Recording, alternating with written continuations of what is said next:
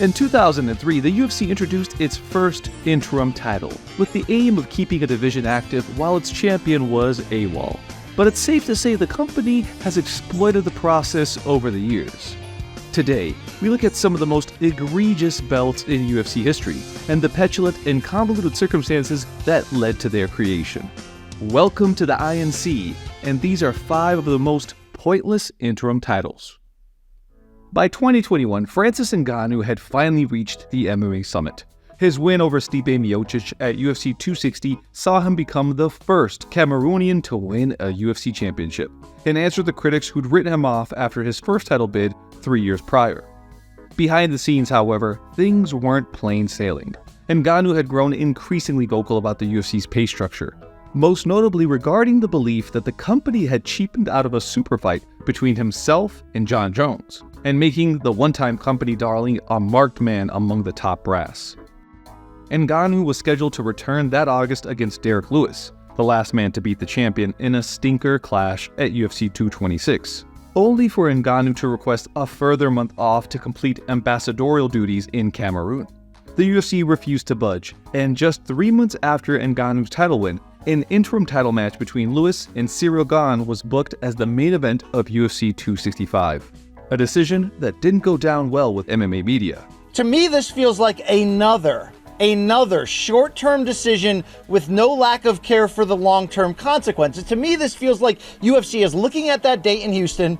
They don't believe the Amanda Nunes title bout against Juliana Pena would carry the card as a main event. And look, I think history shows us it wouldn't. The fact that there's no consistency in the way these decisions are made makes UFC look like a laughingstock. The winner is not a champion. They are not a fucking champion, Luke, okay? I'm not here for this shit.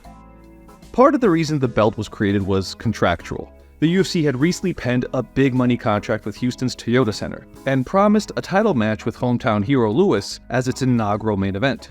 The belt was made even more ironic by Ngannou campaigning for an interim belt the previous year, as then-champion Miocic began a 12-month hiatus from the sport.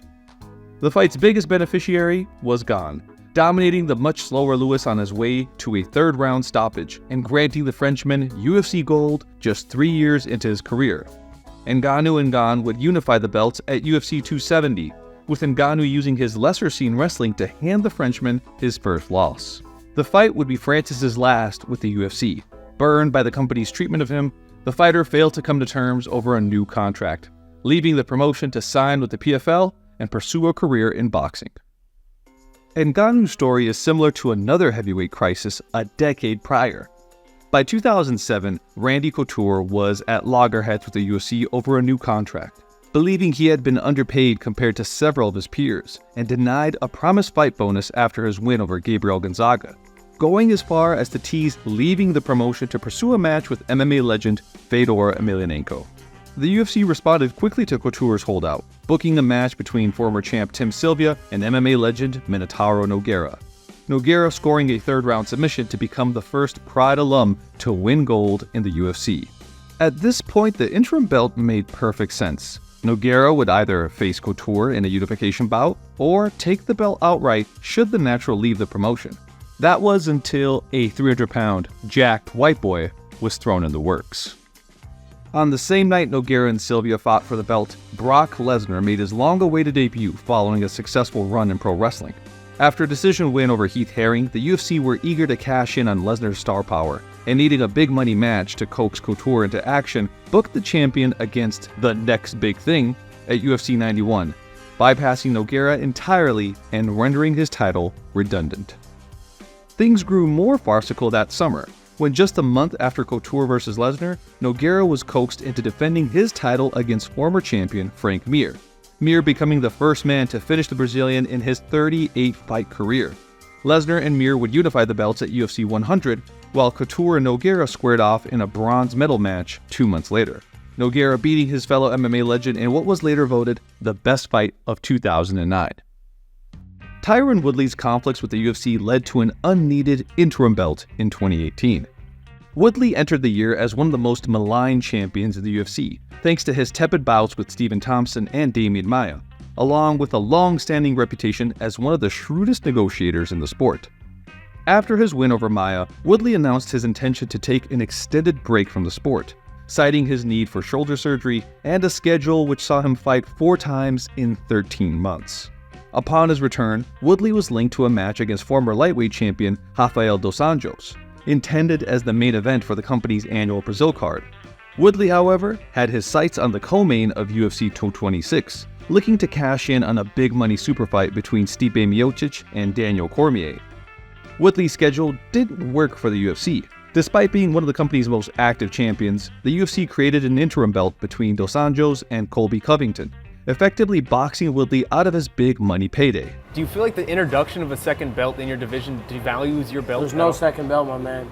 It's called the boo-boo belt. It's one belt and it's one champion, and there's no ifs, ands, and buts. I defended the title 3 times. I fought 4 world title fights in less than 12 months. No fan, whatever their feelings are regarded towards me, can basically debate on who's the champion. Covington used his wrestling and cardio boxing to claim a unanimous decision, giving the controversy magnate a prop that would be at the centerpiece of several of his social media stunts. One thing it didn't do, however, was give the fighter a title match. By the time Woodley was set to return, Darren Till had announced himself as British MMA's next superstar.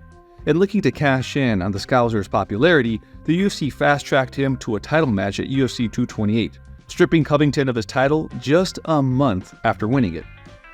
Covington would eventually get cracks at UFC Gold, the last coming against Leon Edwards in what many consider one of the worst performances in title history.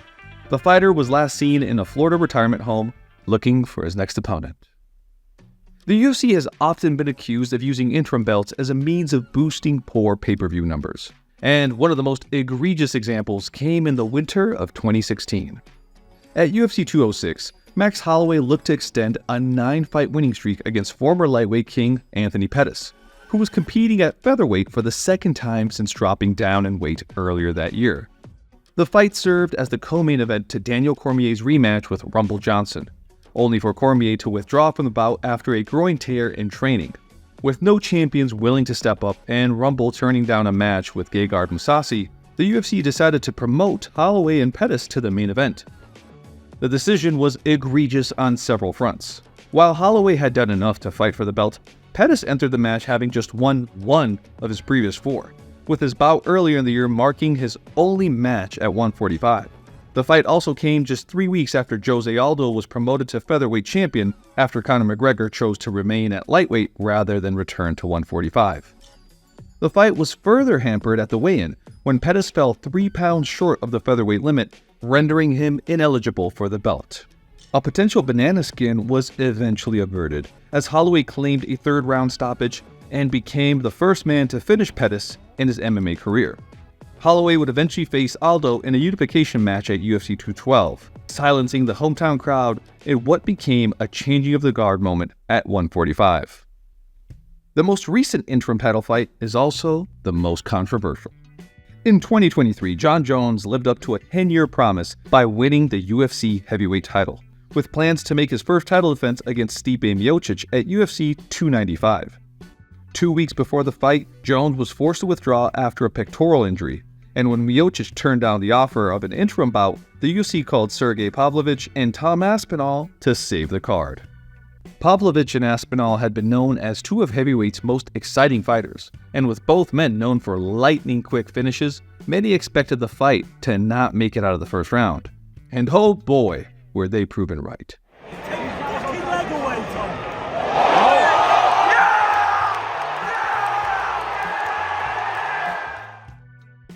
Aspinall became the 3rd British fighter to win a UFC title, and it seemingly jumped Miocic as the first challenger for a Jones title. Fans anticipated the prospect of Jones facing a younger, larger man with the boxing and grappling to push him to the limit. But despite a groundswell of support for the fight to take place, the UFC refused to budge on their plans for the champion. Yeah, it's Stipe. I think John's just asking, who do you like? What do you think? Kind of just feeling it out and seeing what people think. But he knows he's fighting Stipe. The UFC's decision was made even more egregious due to inactivity. Jones' title win was the fighter's only appearance since February of 2020, while Miocic hadn't won a bout since beating Daniel Cormier at UFC 252. a match just 3 weeks after Aspinall made his debut for the promotion. Aspinall himself attempted to force the UFC's hand when he confronted Jones at a fan convention earlier this year. All the best. Do a quick picture. Sure. Yeah? Let's get A it. face off. No, no, Just no. okay. No problem. No problem. That's great. Thank you, guys. Thanks, John. Appreciate it. Nice to meet you, Tom. I would love to have the honor one day. I would love to have the honor. Maybe Thank you. one day. By May 2024, Jones's inactivity had lasted 14 months, and Aspinall, eager to sustain his momentum, couldn't wait for the evasive champion, agreeing to defend his title against Curtis Blades at UFC 304. Jones is expected to face Miocic in a rescheduled bout this November, by which point it'll be 20 months since the controversial champion set foot in the octagon. And now, time for a few honorable mentions. Poor scheduling saw Tony Ferguson beat Kevin Lee for the interim lightweight title, only to vacate the belt after suffering an injury 4 months later. A fully fit Davison Figueiredo watched on as Brandon Moreno claimed interim flyweight gold at UFC 277. 8 years before dismissing Tom Aspinall's interim belt, John Jones received one of his own by beating a short-notice Ovid St. Preux, and let's not forget how he lost it.